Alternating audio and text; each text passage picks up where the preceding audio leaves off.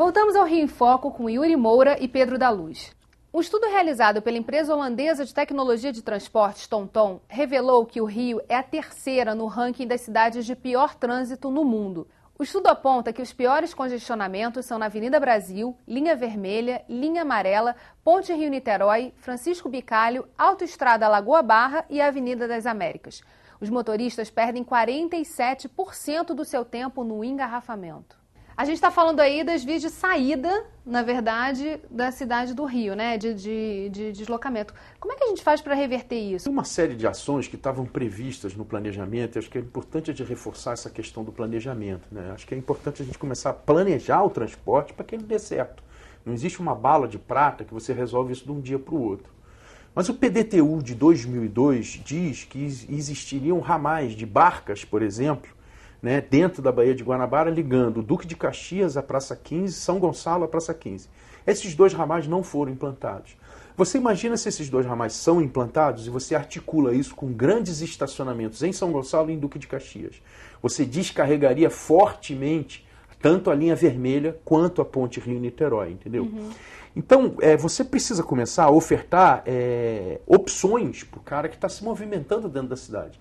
E essas opções envolvem exatamente você ter uma rede de transporte articulada. Não adianta você querer, quer dizer, barca é uma coisa barata, quer dizer, a infraestrutura, a Bahia está aí, ela não precisa ser construída, você precisa construir simplesmente estação, comprar barca e articular isso com grandes áreas de estacionamento, fazer com que as conexões de ônibus cheguem nesses locais, entendeu? Para dar conforto para o cara. Porque o cara precisa... a gente não devia admitir que uma pessoa gastasse mais de 40 minutos no seu movimento pendular, casa-trabalho ou casa-escola, entendeu? Isso deveria ser, assim, um item que a gente devia preservar. Nós estamos levando aí 2 horas e 40 para vir para o trabalho e voltar do trabalho. Isso é um absurdo, não dá para conviver com isso. O ITDP tem trabalhado em parceria com o Estado e com a Prefeitura nessa questão das bicicletas, né? Do uso das bicicletas como modal de transporte. Além desse investimento em transporte público, você criar uma rede hierarquizada de transporte, onde você integre, por exemplo, os transportes ativos como a bicicleta aos sistemas de média e alta capacidade. E assim, acrescentando a fala do Pedro, acho que além do investimento no planejamento e na infraestrutura de transporte, no contexto da região metropolitana, eu acho que é importante também a gente atrelar estratégias de desenvolvimento urbano a essa malha. Então é importante que a gente de fato estruture o nosso desenvolvimento em torno, principalmente dos corredores de média e alta capacidade, como ele citou, as barcas. Eu acho que no contexto da região metropolitana, o sistema de trens é fundamental, uma revitalização, uma ampliação e uma estratégia de desenvolvimento no entorno desse modal, para que as pessoas, além de morarem próximas às estações e possam ter o acesso facilitado, elas possam também desenvolver as outras atividades que elas precisam desenvolver no seu cotidiano, como trabalho, educação, acesso a serviços, comércio. Eu acho que é importante a gente promover também no contexto do Rio de Janeiro um avanço das oportunidades para a cidade metropolitana, ou seja, hoje em dia muitas da oferta de emprego na região metropolitana do Rio está muito concentrada na cidade do Rio de Janeiro, então é preciso levar as oportunidades para o restante da região metropolitana, porque numa cidade dessa dimensão, hoje em dia não basta mais a gente só investir em transporte público, a gente tem que promover um desenvolvimento mais equilibrado do território. E como é que a gente faz isso na prática? Porque uma grande desculpa que se usa, ou na verdade a justificativa que se usa para você fazer uma expansão é justamente o preço dos terrenos. Quer dizer, você coloca a moradia mais distante do centro ou de onde há os serviços disponíveis do setor público por conta do menor preço desses terrenos à distância. Como é que a gente reverte isso? Como é que a gente melhora essa oferta para que ela, de fato, seja melhor, por exemplo, ou seja uma opção para quem está comprando uma casa, um apartamento, morar, por exemplo, mais próximo do centro ou de onde se trabalha? Por exemplo, a gente tem, né, quer dizer, o sistema de transporte de uma cidade, ele é altamente indutor, não é? Então, se a gente olhar para a história da cidade do Rio de Janeiro, você vai ver que os ramais de trens, eles determinaram centralidades muito importantes.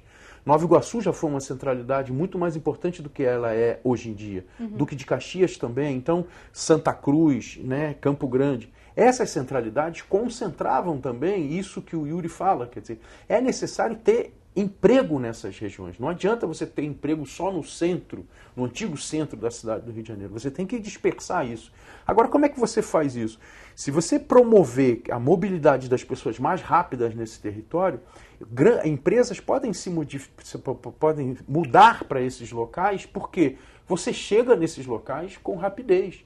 Então, o sistema de transporte de uma cidade, ele é altamente indutor das atividades que estão lá.